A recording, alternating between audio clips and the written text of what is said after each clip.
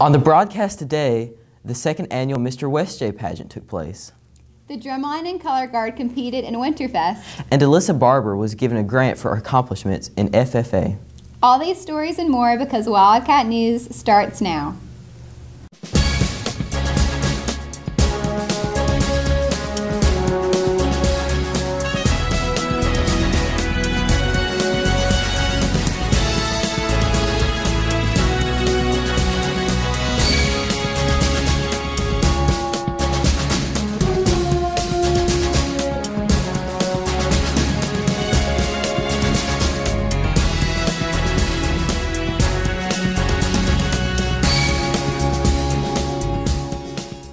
Good morning, West Johnston. I'm Brody Hall. And I'm Katherine Serrell with this week's episode of Wildcat News. Crowds roared at the Mr. West J competition. Trey Frederick tells us more.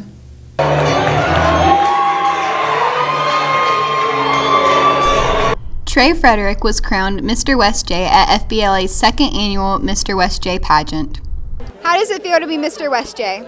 It feels amazing just to have the opportunity to be in this competition and then having the best smile, and it's just all unreal. Tony Mack and Jake Strickland speak about their experience with the pageant. To prepare, it was a lot of practice, a lot of time staying after school.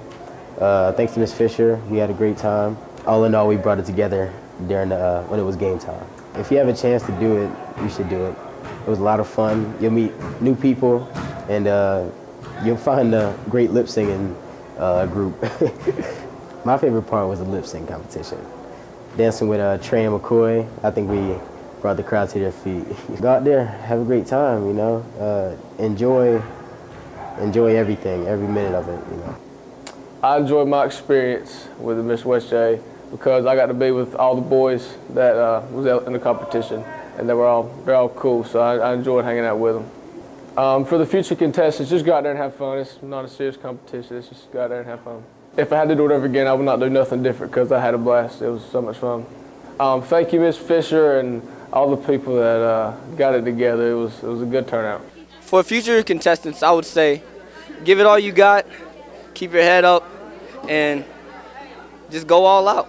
I'm Katherine Serrell, Wildcat News. I thought the show was incredibly funny. Those boys had great legs. Definitely. AP Literature students put on a great show too. Jamie Snover tells us more. Students in AP Literature worked in teams to present a scene from Shakespeare's Twelfth Night. We spoke with Claire Williams and Jonathan Parton, who played key roles.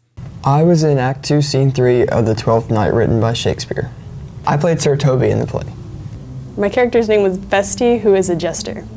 We were given the assignment on Monday, I think, and we had to basically become an acting company and portray a Shakespeare scene. We had to perform it in the auditorium in front of the rest of the class. It was pretty fun.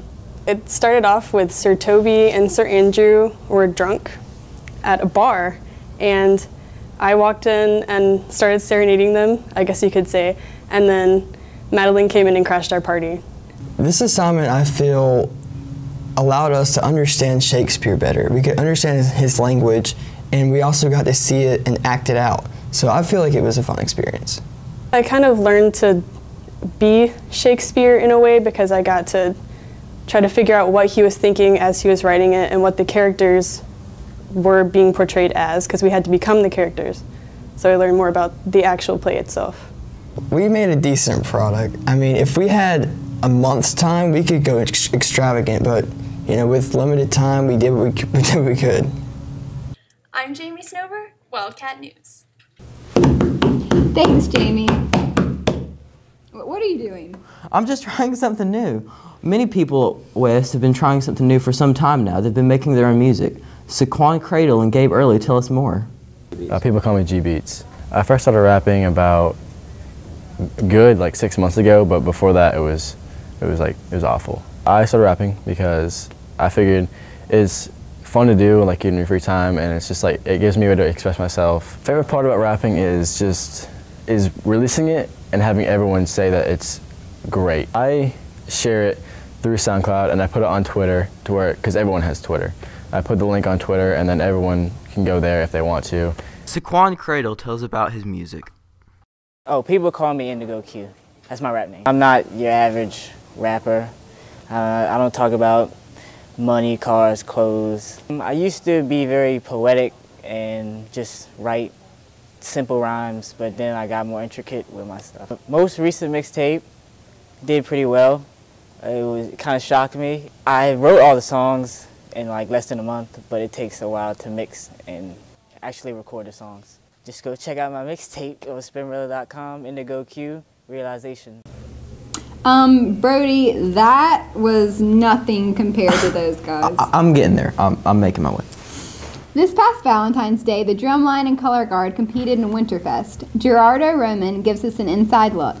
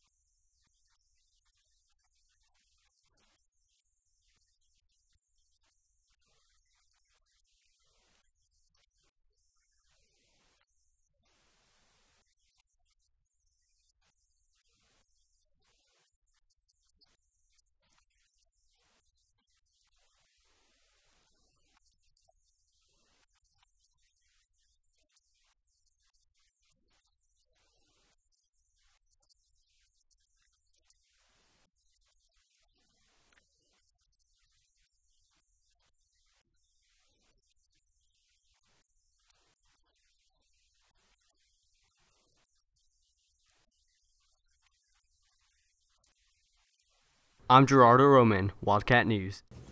Thanks, Gerardo. Brody, do you realize that spring break is just 1 month away? Oh my gosh, I need to get in shape. Well, some teachers have taken a new challenge of running.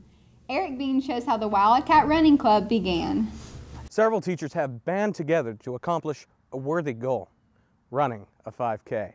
Elizabeth Gherkin and Jeff Hamilton sat down with us to discuss how the group formed and who's involved. We just started this a couple months ago maybe, where we just met up and were like, hey, you want to run a 5K? We're like, yeah, sure, let's run a 5K. So we did. Pretty much, I think those of us who maybe wouldn't consider ourselves competitive runners, but we all enjoy running and are using it kind of a way to get in shape and relieve some stress.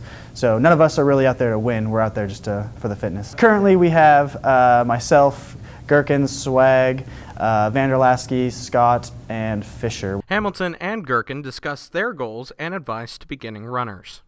At the moment, I'm mostly in 5Ks, so that 3-mile distance.